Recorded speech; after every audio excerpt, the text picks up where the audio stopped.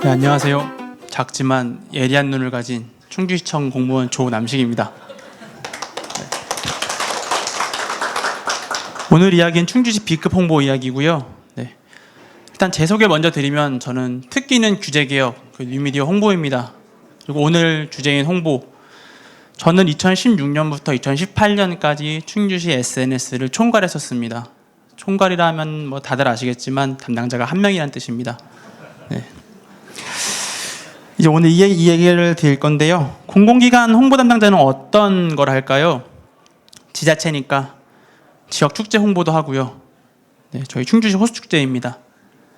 농산물 축제에도 뭐 옥수수, 고구마 홍보도 하고요. 이제 행안부에서 이건 하는 건데, 나라에서 새로운 제도가 있으면 또 뭐 새로운 행사가 있으면은 홍보를 합니다. 이런 걸 올리니까 주변에서 이제 안부를 묻기 시작합니다. 괜찮니? 별일 없니? 왜 그러니? 이런 거 올리고 어떻게 됐을까요? 예. 문체부에 강의를 갔다 왔습니다. 당시 저는 경력이 4년이 채 안 된 8급 공무원이었습니다. 그리고 다음이나 네이버 같은 검색 포털 메인에도 올라갔고요. 네, 여러분들이 보는 뭐 카카오톡, 메신저 등에도 나왔고, 중앙방송에도 등장을 했습니다. 안 믿으셔가지고 화살표가 접니다. 저렇게 진지한 스튜디오에 저렇게 충주시 포스터를 깔고 충주를 홍보하고 왔습니다. 이어지는 이야기는 이 자세한 이야기입니다. 충주시는 과거에 충청도의 그 충이 충주시 앞글자를 딸 만큼 굉장히 번성했던 도시입니다. 그런데 지금은 인구 20만 작은 도시고, 오죽하면은 제가 강의를 마치고 내려가도 많은 분들이 청주에서 오셨어요? 하고 물어볼 정도로 청주와 헷갈리는 도시입니다. 예, 저는 홍보 담당자가 되었을 때 적어도 국민들한테 충주라는 도시를 알리고 싶다 생각을 했습니다. 그리고 가능하다면 충주 SNS를 통해서 실질적인 공공 홍보를 하고 싶었고, 한 번 더 가능하다면 공무원이 나태하다, 재미없다, 공공기관이 좀 권위적이다, 딱딱하다, 보수적이다, 그런 편견을 바꾸고 싶었습니다. 지금 이 화면은 어떤 검색 포털에서 포스터를 치면 나오는 사진들입니다. 굉장히 뛰어난 포스터도 있고 뭐 초등학생이 드린 불조심 포스터도 있는데, 실제로 뉴미디어가 똑같습니다. 초당 수백 가지의 콘텐츠가 쏟아져 나오고 우리는 스마트폰을 통해서 3초면은 그 콘텐츠를 소비합니다.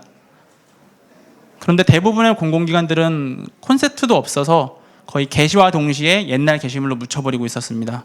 어려움을 겪고 있었어요. 제가 충주시 담당자가 되고 처음 만난 충주시 페이스북 첫 화면입니다. 이게 남한강에 있고 멋있고 중앙탑.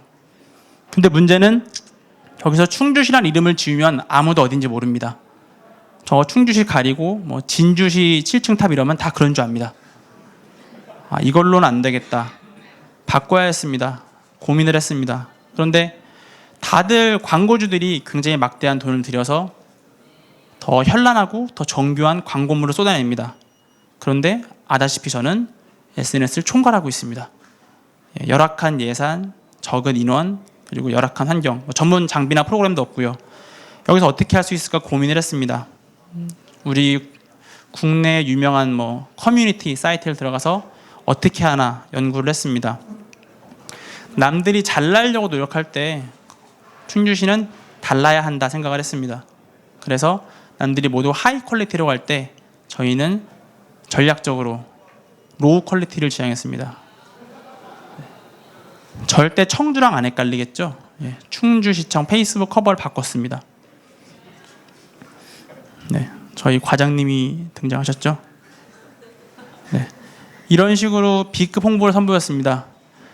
가장 재미없고 권위적이고 그럴 지루할 거라는 생각했던 공공기관에서 B급 홍보물이 나오니까 많은 사람들이 열광했습니다. 네, 반응이 괜찮았습니다, 참. 근데 저항에 부딪혔습니다. 그 저항이라는 것은 대내외적으로 댓글도 있을 것이고, 아니면 조직 내부의 어떤 윗분들 혹은 동료들의 질타도 있었고요. 예산으로 장난친다, 점잖지 못하다, 공무원 조직 정서 안 맞는다, 공무원이 가볍다, 네. 어쨌거나 저를 도와주시는 이런 분들 때문에 네. 참여해주고 지지해주시는 리더 그리고 동료분들 네. 네. 이런 분들이 함께 있을 수 있어서 저는 끝까지 그 홍보를 굽히지 않고 해나갈 수 있었습니다. 참고로 말씀드리면 저기 포스터에는 이제 계급에 따라서 사람을 다르게 표기하고 있죠. 구글의 벽화처럼. 네.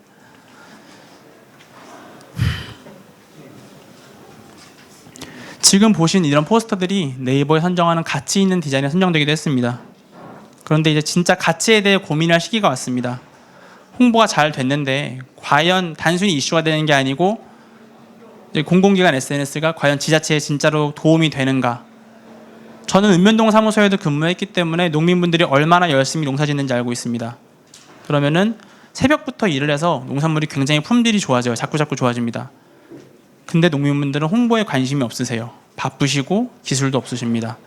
그럼 우리 같은 소비자가 그거를 먹어야 되는데 찾아서 좋은 농산물, 좋은 특산물을 이용해야 되는데 문제는 우리도 바쁘다 보니까 그런 소통이 이루어지지 않았습니다.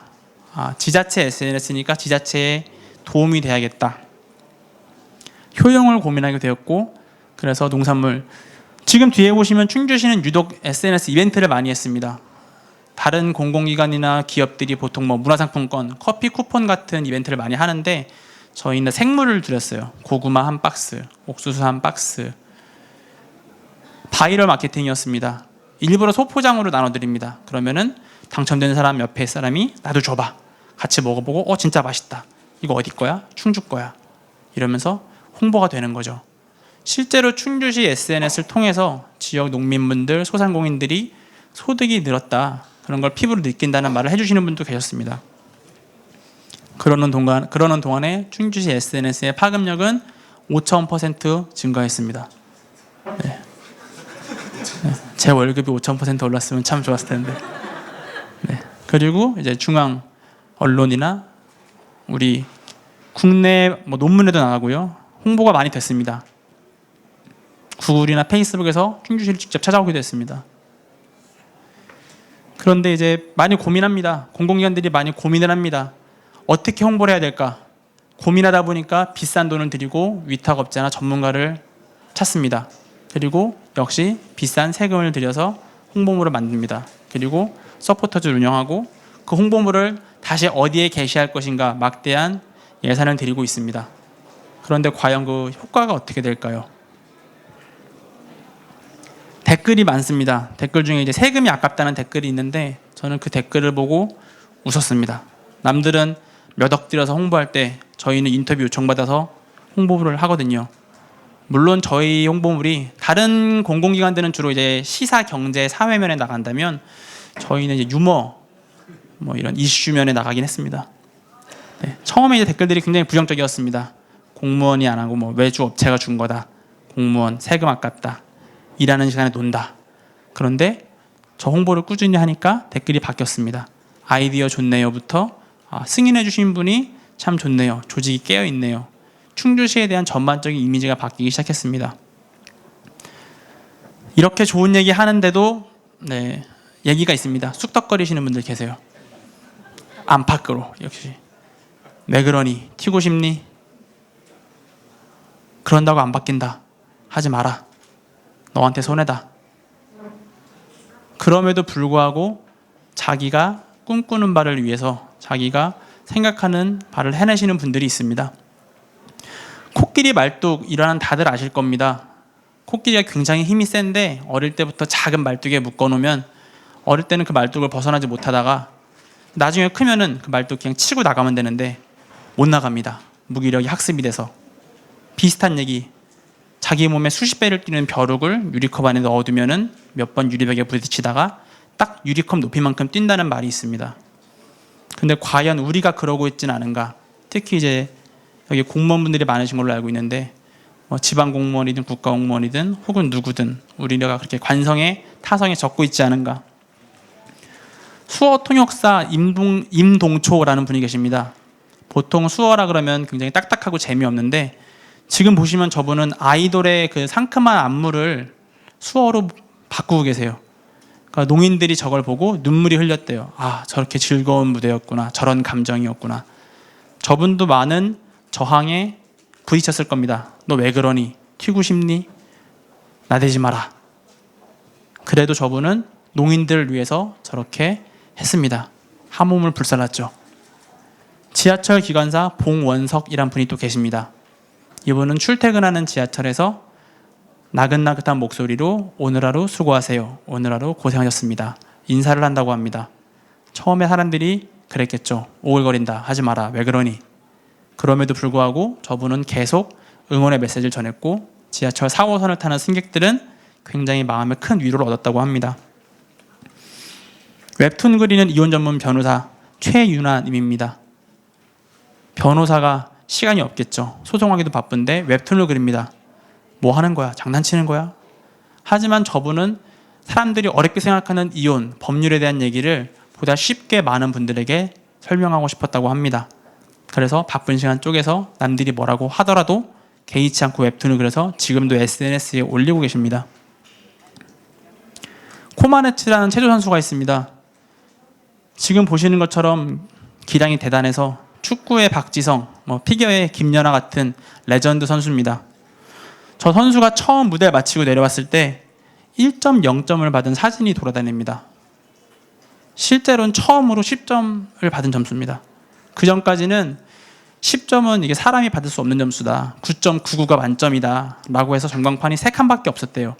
근데 저 코마네츠란 선수가 완벽한 무대를 해내고 처음으로 10점을 받은 겁니다. 그래서 이 사건을 계기로 전광판이 늘어났대요. 아예 10점, 0점을 표시할 수 있게. 그리고 저 무대를 시작으로 10점짜리 무대, 10점짜리 퍼포먼스를 선보이는 선수들이 많이 나왔다고 합니다. 처음이 어렵습니다.